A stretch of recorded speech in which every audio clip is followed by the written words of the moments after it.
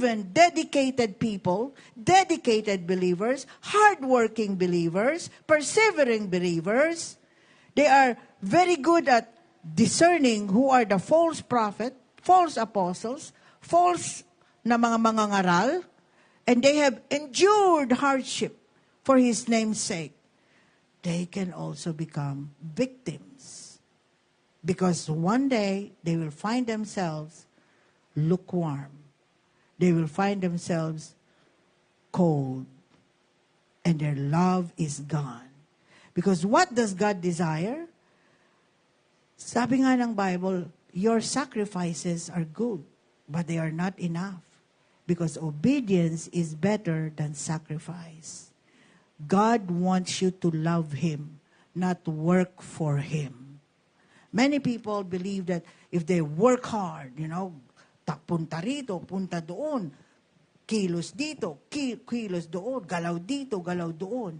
Pero nakakalimutan nila yung first love nila. Ano ba yung first love natin? Yung pakikipagniig mo sa Diyos.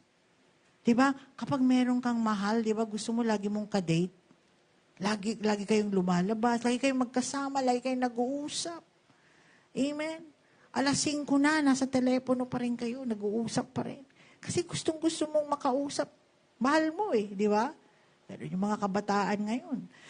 Pero, sabi ng Bible, marami sa atin ay, we don't even notice na nagiging ganito na. Kasi busy-busy nga tayo di ba? Pero hindi natin nararamdaman na malayo na pala tayo sa Diyos. Kasi busy tayo.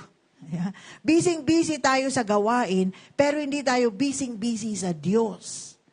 Iba yung busy ka sa gawain, iba yung busy ka sa Diyos. Amen?